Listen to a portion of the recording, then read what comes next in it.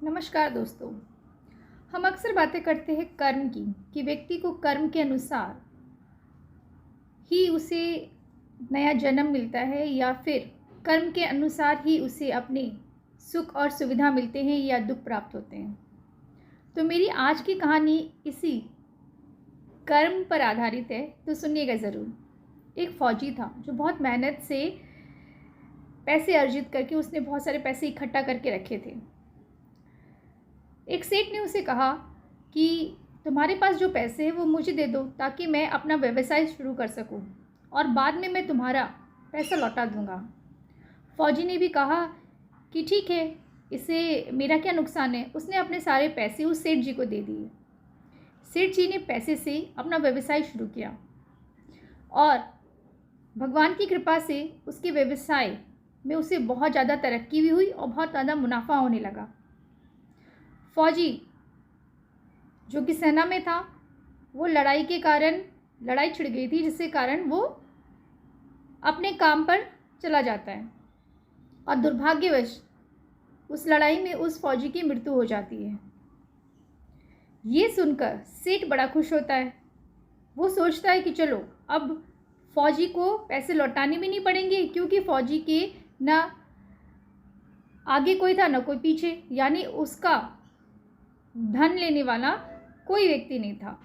अब वो फौजी ही अकेला था जो उससे धन मांग सकता था, जो कि अब इस दुनिया में नहीं रहा। ये सोचकर सेठ बहुत खुश हो रहा होता है। कुछ दिनों के बाद सेठ के यहाँ एक पुत्र पैदा होता है।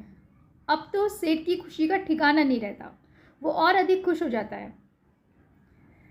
धीरे धीरे उसका वो पुत्र बड़ा होने लगता है और व्यवसाय में तरक्की बढ़ती जाती है और साथ में उसका पुत्र भी बड़ा होने लगता है।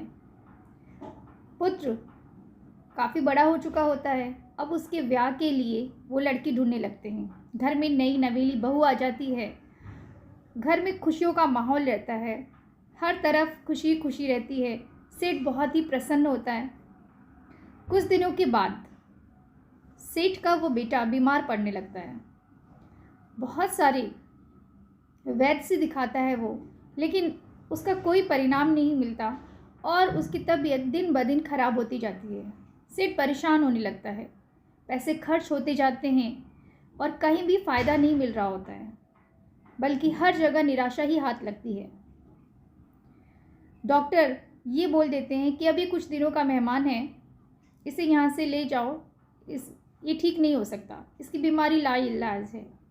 ये सोचकर वो एक व्यक्ति से अपनी ये बात कह ही रहा होता है कि वह व्यक्ति कहता है कि एक वैद्य है जो बहुत जाने माने वैद्य है, उनके पास दिखाइए और बहुत कम पैसे में ही वो पुड़िया देते हैं, आपका बेटा ज़रूर ठीक हो जाएगा।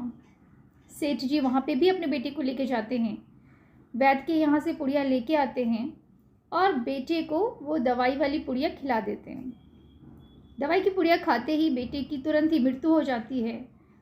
चारों तरफ बस रोना ही रोना सुनाई देता है। सब लोग दुखी हो जाते हैं। सेठ भी बहुत दुखी हो जाता है। पूरे गांव का माहौल बहुत ही दुखदाई हो जाता है। ऐसे में एक संत महाराज वहाँ से गुजर रहे होते हैं। वो लोगों से पूछते हैं कि आखिर इतना रोना धोना कहाँ हो रहा है।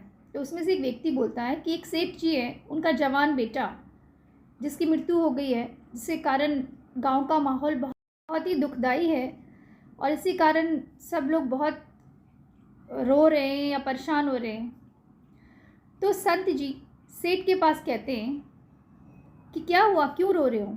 तो सेठ कहता है कि संत महाराज, मेरा एक जवान बेटा था, अब मैं सोच रहा था कि अपना सारा व्यवसाय उसे संभाल दूंगा और अब मैं आराम से रह सकता हूँ, लेकिन देखिए मेरे बुढ़ापे की जो सहारे की जो लाठी थी वो टूट गई और अब मेरा जवान बेटा इस दुनिया में नहीं रहा,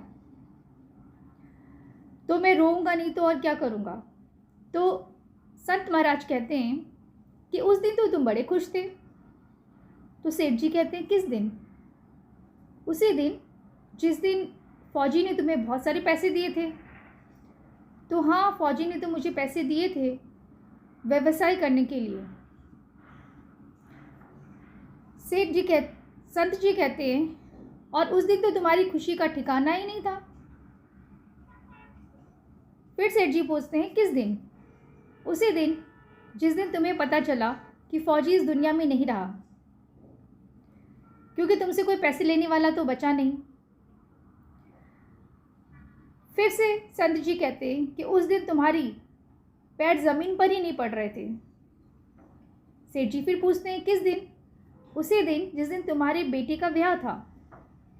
सेठ जी कहते हैं, कोई भी इंसान क्यों नहीं खुश होगा जब जिस दिन उसके बेटे का ब्याह होगा, वो इंसान खुश तो होगा ही ना।